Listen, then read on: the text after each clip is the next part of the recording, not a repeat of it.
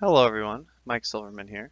In this video, I'll show you how you can remove and disassemble your hybrid battery for a 2005 to 2007 Honda Accord hybrid and how to test the individual cells inside the battery to see if they need to be replaced or, if possible, to salvage them by reconditioning them with a battery charger.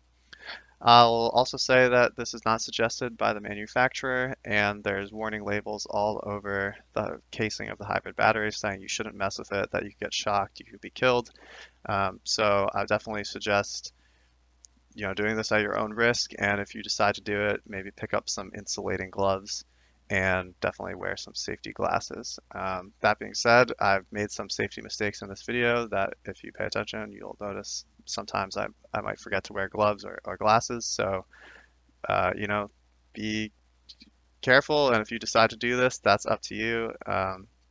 This video is just for informational purposes. But with that being said, let's get into it.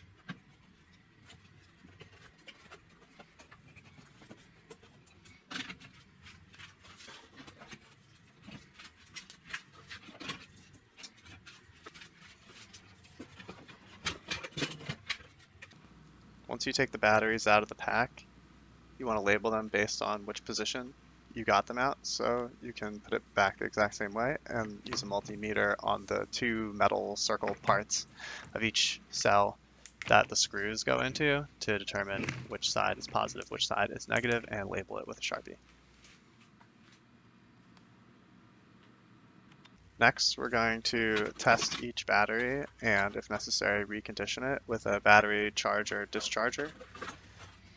I'm using the Tenergy T180 as suggested in HEV Tech's video about doing the same thing on a Prius. I find it worked just as well on the Accord as it did in his video.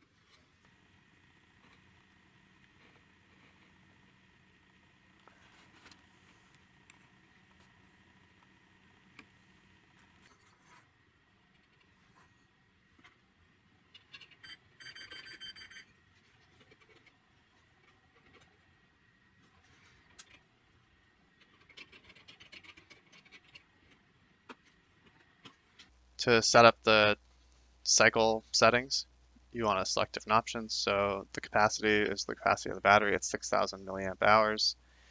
And the charge current, I just left it at default. Uh, I don't really know too much about that, but I left it at this and it worked fine. The discharge current is the maximum is 5. You can't go any higher on this battery, but 5, it should be fine. It discharges a lot faster in the vehicle. And then for your ending voltage, 12.5 is a little bit higher than the minimum like fully discharged voltage, and you don't want to go below that because it can be bad for the battery. Then the cycle mode is charge discharge. First, we want to charge it up as much as it'll take, and then discharge it and measure how much it discharges. And that'll be our measure of how healthy the battery is. The closer to 6,000, the more healthy. And we're going to do 2 cycles to start. You could do up to 5, but there is a time limit that this will shut off after a certain amount of time, a safety timer, which you can access in the settings, and you can set that to 720 minutes. But 2 cycles should be good because if your battery is fine, you don't want to waste time charging and discharging it more. First, you want to see if it needs to be discharged and charged more. If it's bad, you can do that to recondition it. So I started off that 2, and then delay timer is just how long it waits in between cycles for it to, because it gets hot when it discharges. But I did this in a cold garage, so 5 minutes is fine. It didn't really need to cool down much more. All right, and we just start it up, and then you got to wait. It could take up to 10 hours for it to do 2 cycles. So overnight is good, and then in the morning I would switch it over and wait until nighttime. Again, you could usually do 2 per day. So you just leave it for a long time, and then you're going to come back and check what the discharge was. And once it's done, you can click cycle, and you can see each one. You want to check how much discharged. So here, cycle 1 out of 2, discharged 4,022, and you can go to the next one, and it just charged more this time, so I guess it got a little bit better, but this one still needs to be discharged, or charged and discharged a few more times to see if the number will go up. Each time you do it, it might go up as the cell, I guess, improves somehow, but sometimes they don't go up that much, or they kind of top out, or you've done so many cycles it's too long and you're like, I'm done. But anyway, you're going to take these numbers, you're going to write them down, in your spreadsheet so you can track how much they improve. Once you've done all that, you're gonna get your multimeter set to 20 volts, and you're gonna check the voltage for each cell and write those numbers down on the spreadsheet as well.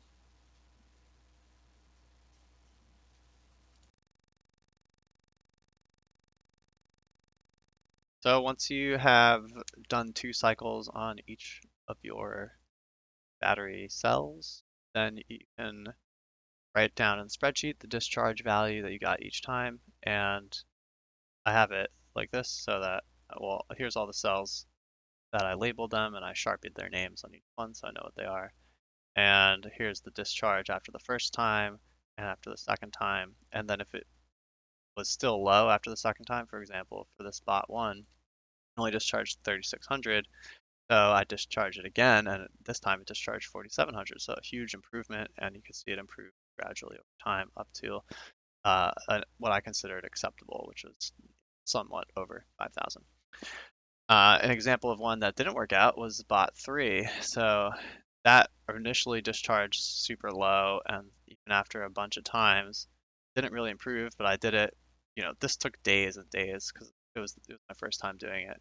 Uh, and I just wanted to see, test things out. And eventually it did get to somewhat acceptable, but I thought that I would replace this one, so that's why it's highlighted in red, because of 2 things. One, this enormously long time that it took 12 full cycles to even get up to close to acceptable, but also at the end, I measured all the voltages with a multimeter. So that's one of the steps you'll do after. Um, and this one was very low compared to these other ones, which led me to believe that one of the individual D cells inside the module was just broken. So I ended up replacing this one. Now, I eventually did this whole thing again, which is why I made this video. So you're going to realize that what I've realized, which is I should have also replaced bot 4 because so this is my original testing of it and the first time I rebuilt it, but after a little less than a year, we got the IMA light again. So I did the whole test again. This was the one that I did in the video. Um, most of them were fine. For example, bot 1, after 2 cycles, discharged even better than it did on the original time that I did it. And its voltage was fine too. Um, but the one I eventually replaced was bot 4. So bot 4, its voltage is okay, but it took too long, I guess, or too many charge discharges to recondition it.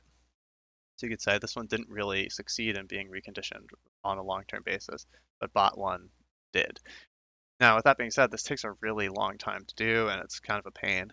So maybe if you decide to do this and you get one that looks like this, you might choose to replace it even though it got up to its correct amount. Like this one got up to its correct amount, this one did too. But you don't want to have to take this whole thing apart, and they're not that expensive. So that leads me to the next thing, which is how do you get these? So I got them on eBay. I couldn't find anyone selling new ones online, so I could only find used ones. And you just search something like this, and you'll get people selling these listings. So you go look at it, and they're 65 bucks. Um, they have it, measuring the voltage. Now the voltage will be different if it's charged or discharged. So mine are all 14 because they're almost fully discharged. So this one looks like it's charged, but you can also message the people and ask them questions about it. I messaged someone and they answered my questions, so it's good. So yeah, you wait for that to arrive, and then you can replace it. But while we're talking about this, you might also consider,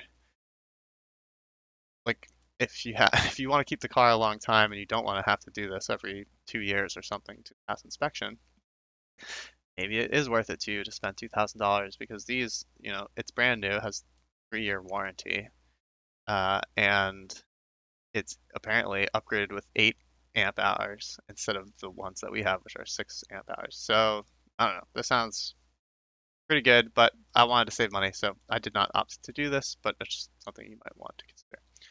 But yeah, once you buy one of these, you wait for it to arrive, and we go on to the next step. Some of the batteries have temperature sensors on them, and if you need to replace one of those, you just take the temperature sensor off by peeling back the black tape, and it's just a little piece of metal under there that the tape's holding against the battery. Then you just tape that to the one you're replacing, and then you can put some more tape around it just to hold it on there. The final step before putting the batteries back in the vehicle is to balance out their voltages and make all their voltages the same. So the way we do that is by connecting all the positive terminals to each other and all the negative terminals to each other. This is different than how it is in the vehicle. The vehicle, they're like flip-flopped. So I'm using solder to do this, which is not suggested because if you accidentally touch like the negative terminal of one of the batteries with the solder that you're wiring up with the positive ones, then it'll make a huge spark and melt the solder. That happened to me twice, so I definitely have the glasses and the gloves on for this. If you have a better wire, like some copper wire or like a string of alligator clips or something, use that. I'm using solder because it's the only thing I have, and I'm just being super careful not to touch the wrong part of the wire to the wrong part of the battery.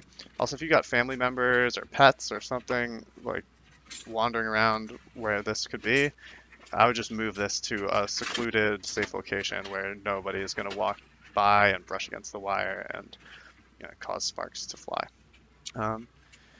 So yeah, with that being said, wire it up, all the negatives to all the negatives, all the positives to all the positives, and then you're going to leave it to sit overnight for 24 hours.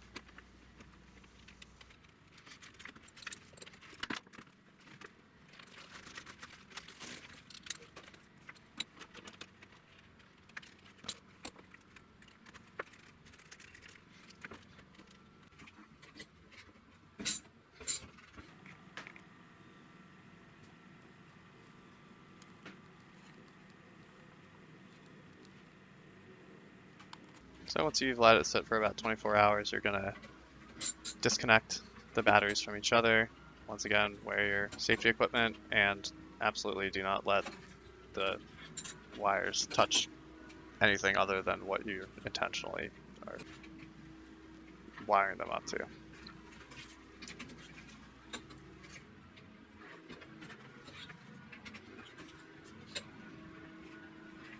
So get your multimeter out again, set it back to 20 volts, and we're going to check the voltage of each of these batteries again. And this time, since we balanced the pack, it should show the same voltage on each one, and they're indeed showing 14.53 volts for each battery. So that means balancing the pack worked, and we can put these batteries back into the battery pack, pack it all up, and get ready to put it back into the vehicle.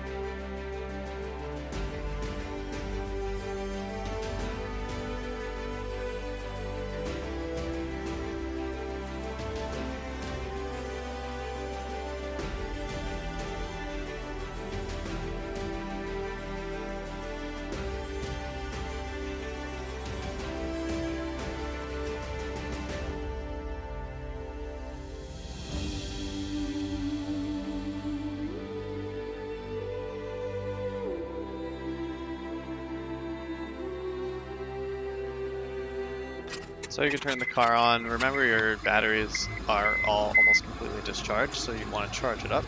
And it'll charge automatically at first, but then if you want to charge it more, you can put it in neutral and then rev to 3000 RPM and just hold it there for like 3 minutes, and you'll see the battery indicator increase. As far as the check engine light, you can use an OBD2 scanner and clear the code. Then the light will go off, but you won't be able to bring it to inspection until the readiness checks have passed. So that's some checks that the computer runs, and you'll know that it's not ready to be inspected if you turn the car on and your check engine light blinks a few times before turning it off. If it just turns off when you turn on the car, then readiness is ready and you can bring it to be inspected and pass inspection. And then if your light comes on again, then at least you have a while until you have to get inspected, and the car will still work. So um, then it'll be a partial success. But for us, the light, the first time we did this, it went off. Or, I mean, we cleared it and then we got it inspected, and it stayed off for a little less than a year. So this time we replaced another one of those cells, and hopefully it'll stay off longer this time. But yeah, maybe I'll post in the comments if I remember to do so what happened after we did it this time. So good luck to you, and hope that if you decide to do this, that it works out for you. And that's the end of the video. Goodbye.